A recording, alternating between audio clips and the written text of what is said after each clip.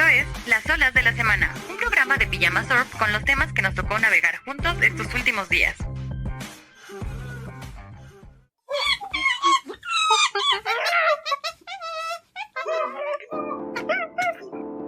La etóloga Jane Goodall falleció este miércoles a los 91 años en California, Estados Unidos. Su nombre está ligado para siempre a los chimpancés, pero también a una manera distinta de mirar la vida en la Tierra. Desde su infancia en Londres ya mostraba una curiosidad por los animales. Observaba lombrices en su cama y se preguntaba cómo es que podían moverse sin piernas. Años después, ese amor por la naturaleza la llevó a África. En Tanzania, cambió para siempre la primatología como lo conocíamos hasta entonces. Al observar a los chimpancés, los escuchó, los entendió y con ello demostró que eran capaces de usar herramientas, de sentir emociones y de organizarse socialmente. Un descubrimiento que rompió los límites entre nosotros y ellos. Fue fundadora de su propio instituto, mensajera de la paz de Naciones Unidas y marcó el inicio de movimientos que defienden la biodiversidad en todo el planeta. Su trabajo sin duda deja un legado de responsabilidad hacia los ecosistemas y todas las especies que habitan en ellos, porque lo que hagamos ahora marcará la diferencia para el futuro de todos los que habitamos este mundo. Over in the Far East, we have in China a group of humans that... Hacia finales del mes se dio a conocer la noticia de un hallazgo que podría cambiar nuestras ideas sobre la evolución del ser humano. Esto debido a que un cráneo encontrado en China con características identificables con el Homo sapiens tiene una antigüedad de 1 millón de años, lo cual desafía mucho de lo que se acepta hasta ahora sobre los antecesores de la especie a la que pertenecemos. El descubrimiento y la investigación que le siguió estuvo a cargo de un equipo de científicos de la Universidad de Fudan, en China, y el Museo de Historia Natural del Reino Unido. La antigüedad del cráneo se revisó varias veces, según declaró Shiyun Ni, profesor en Fudan, confirmándola en todos los análisis que se le hicieron. Cuando recién se encontró el cráneo, se pensó que se trataba de un ejemplar del Homo erectus, un homínido que se calcula vivió hace casi 2 millones de años, cuyos restos se han encontrado sobre todo en Asia Oriental y al cual se le considera el primer ancestro con una capacidad craneal suficiente para albergar un cerebro más grande. Además, en la teoría general de la evolución del ser humano, el Homo erectus se considera una especie de antecesor general de varias subespecies que desaparecieron o devinieron en el Homo sapiens. Los restos, bautizados como Xunjiang II, se consideraron entonces como un ejemplar de Homo longi, otro homínido descubierto en China en 1993 y al cual se le clasificó hasta 2021. Sin embargo, dada su antigüedad de 1 millón de años, es claro que se trata de otra especie. De acuerdo con el profesor Chris Stinger del Museo de Historia Natural y codirector de la investigación, el hallazgo de Xunjiang II plantea un cuestionamiento serio a la teoría de la evolución del ser humano tal y como se le concibe hasta ahora, especialmente porque mostraría que hubo ancestros con una capacidad craneal amplia mucho antes de lo que se consideraba hasta ahora, en específico 500.000 años antes. Lo cual además sería anterior a los neandertales y los primeros Homo sapiens, especies que hasta ahora se han considerado los antecedentes directos del ser humano actual. No andaremos de rodillas. Han pasado 57 años desde aquel día en el que el gobierno de México dejó al descubierto su ejercicio de poder mediante la violencia. El 2 de octubre no solo marcó una herida en la historia de México, también abrió un cauce profundo en la cultura. De aquel silencio impuesto nacieron voces que se negaron a callar. Por ejemplo, el inolvidable libro La Noche de Tlatelolco de Elena Poniatowska, Tradición de la Resistencia de Carlos Monsiváis, o La lucidez incómoda de José Revueltas en México 68, Juventud y Revolución, o La memoria reconstruida de Paco Ignacio Taibo II, y hasta la ficción poética de Roberto Bolaño en Amuleto. Cada libro fue un espejo roto, pero también una lámpara encendida en medio del miedo. El cine lo hizo propio, por ejemplo con El Grito de Leobardo López, que fue un testimonio inmediato, o Rojo Amanecer de Jorge Fons, que mostró la intimidad de una familia asfixiada por el terror, o Borrar la memoria de Alfredo Gurrola, que escarbó en los crímenes que nunca hallaron justicia. Tlatelolco, Verano del 68 de Carlos Volado, una mezcla de amor y protesta. Mientras que Olimpia de José Manuel Cravioto y Los rollos perdidos de Gibran Bazán devolvieron las imágenes que la historia oficial quiso borrar. Incluso la ciencia ficción se atrevió. Los parecidos de Isaac Svan transformó el horror en alegoría. Y hoy, más de medio siglo después, la memoria sigue viva en la pantalla. No nos moverán de Pierre Saint-Martin del 2025, que por cierto se exhibirá este viernes 3 de octubre en la Plaza de las Tres Culturas de Tlatelolco, justo en el escenario donde todo ocurrió. Estos productos culturales son más que arte, son resistencia, son la forma en la que una generación se negó a olvidar y nos entregó memoria para que no se quedara enterrada en la Plaza de las Tres Culturas. Recordar el 2 de octubre es entender que la cultura también es trinchera, que los libros, las películas, las canciones nos recuerdan una y otra vez que el olvido también es violencia.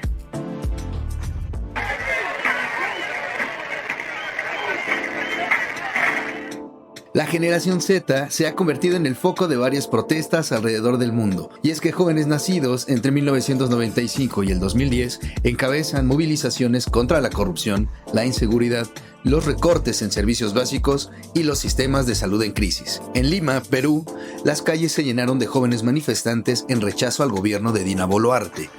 Lo que comenzó como una protesta contra la reforma del sistema de pensiones aprobada por el Congreso, pronto se amplió a reclamos por la inseguridad y las extorsiones que afectan a pequeños negocios y transportistas. En Marruecos, el lema "No queremos el mundial, queremos sanidad" refleja el hartazgo de colectivos como Gen Z 212 y Morocco Youth Voices, los cuales han impulsado protestas pacíficas tras el escándalo en el hospital Hassan II de Agadir, donde 8 mujeres embarazadas murieron en apenas 10 días debido a la precariedad médica. Aunque el director fue destituido, el descontento creció frente al desempleo y la corrupción que limitan las oportunidades de las nuevas generaciones. Por su parte, en Madagascar, el movimiento Leo del Stage, una expresión que se está usando para definir el hartazgo de los cortes de luz, se ha convertido en un estandarte de la inconformidad juvenil. En septiembre, las manifestaciones en la capital Antananarivo se intensificaron tras los cortes de agua y electricidad. Algunas residencias de políticos fueron atacadas y la represión dejó un saldo de 22 personas muertas. Como respuesta, el presidente Andry Rajoelina destituyó al ministro de Energía y disolvió a su gobierno, aunque las manifestaciones continúan. Estas protestas muestran el patrón de una generación cansada de promesas incumplidas y de gobiernos que no garantizan ni siquiera los derechos básicos. La pregunta es si este despertar juvenil marcará el inicio de un movimiento global de mayor escala, como lo fue en su momento la Primavera Árabe en 2010 o el movimiento de los indignados en España en 2011. Si te quieres divertir, con el canto y con Trinona. Para sorpresa de muchos, al inicio de la semana, la NFL anunció que Bad Bunny protagonizará el espectáculo del medio tiempo en el próximo Supertazón, el cual se llevará a cabo el 8 de febrero de 2026 en el estadio Levi's de Santa Clara, California. Entre otras razones, la noticia causó revuelo porque la elección del cantante puertorriqueño fue inesperada.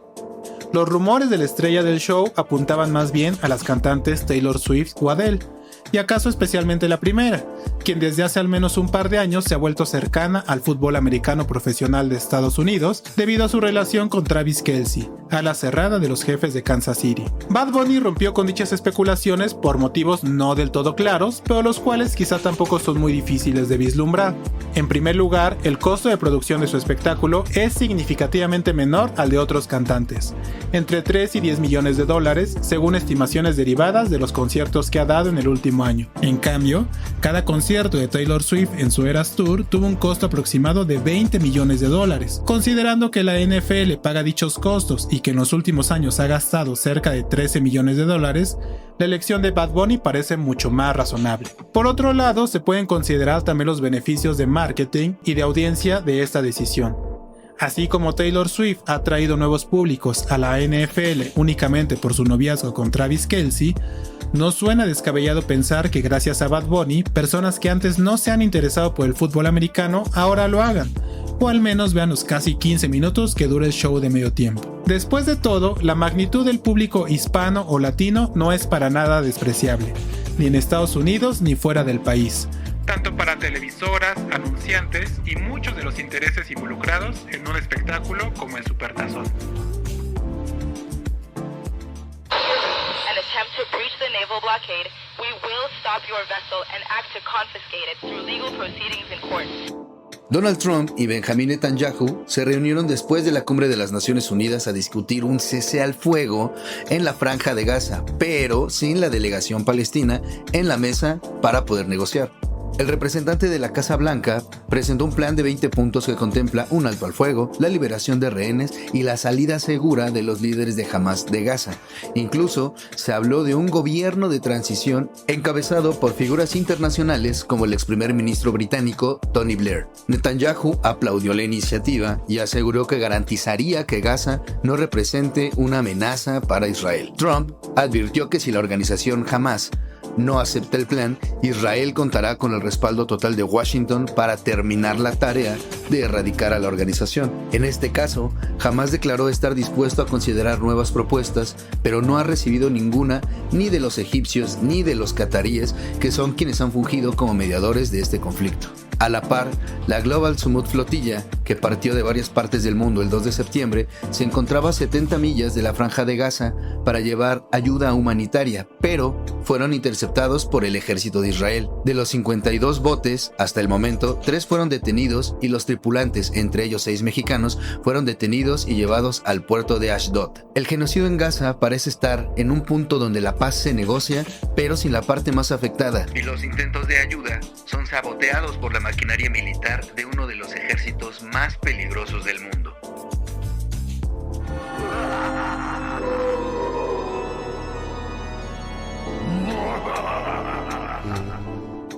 Dicen que octubre huele distinto, que el aire se llena de un frío nostálgico, sombras suaves y colores encendidos, naranjas, morados y negros que invitan al misterio. La llamada Spooky Season es más que calabazas, brujas, pan de muertos, cempasúchil y mandarinas. Es un juego con el miedo, un ritual colectivo donde lo desconocido y la muerte se vuelven una celebración. Bienvenidos a la Spooky Season o temporada de Día de Muertos. Este embrujo se mezcla con otra tradición más profunda, el Día de Muertos.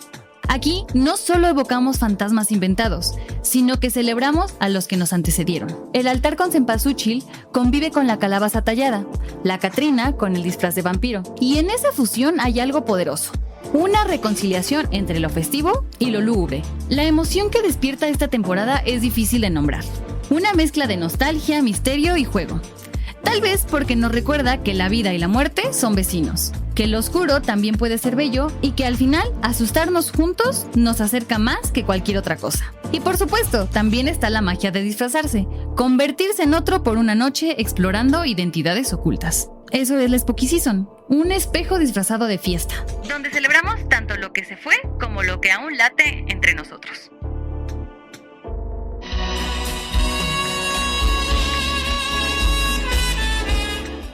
Esta semana un video viral nos llegó desde París, en donde una persona en un café vio a alguien a quien le encontró un gran parecido con el cantante mexicano Juan Gabriel. A partir de la grabación, muchísimas personas especularon sobre la posibilidad de que el llamado Divo de Juárez, fallecido en 2016, siguiera vivo y disfrutando, ahora en la capital francesa. Esta idea no es del todo nueva ni tan extraordinaria como parece. De hecho, en torno a numerosas celebridades existen teorías que sugieren que fingieron su muerte, cada uno por razones específicas. Elvis Presley es una de las figuras predilectas para estas especulaciones. Del rey del rock se ha dicho que fingió morir para entrar en un programa de testigos protegidos, ya que había testificado en contra de grupos mafiosos de su época. Como prueba de que sigue vivo, se han publicado videos de un hombre viejo y físicamente similar en Graceland, la mansión en Memphis, Tennessee, donde Elvis vivió desde los 22 años y hasta su fallecimiento oficial. Michael Jackson es otro personaje recurrente de quien se cree que aún vive. En su caso, se cree que montó su propia muerte debido a las deudas multimillonarias que tenía, así como la presión mediática de ser famoso, que le resultaba cada vez más insoportable. De él se ha dicho que se le ha visto en Argentina, Canadá, Francia y México, y una teoría reciente afirma que vive en un rancho en Sinaloa, protegido y en completo anonimato. Que por cierto, en México no somos ajenos a estas teorías. Cuando murió Pedro Infante en 1957 en un accidente aéreo en Mérida, mucha gente se negó a creer en su deceso. Se dijo entonces que dado que el cuerpo había quedado irreconocible, no podía tratarse del ídolo. Lo más extraño es que algunos años después apareció en la Ciudad de México un tal Antonio Pedro, quien cantaba con un estilo y un timbre similares a los de Infante e incluso se parecía físicamente. Dejando de lado por un momento la verdad o mentira de estas teorías, el hecho de que existan dice mucho de nuestra cultura y particularmente del apego que se genera a ciertas personas. Mitos modernos en los que parece que existe una necesidad de creencia aún más allá de la muerte. Octavio, ¿ya supiste del desmadre que armó tu perro? Esto es la agenda de Pijama Surf. En cines, Avatar 2, El Camino del Agua, se reestrenó. Una oportunidad para sumergirte de nuevo en Pandora en todo su resplendor visual.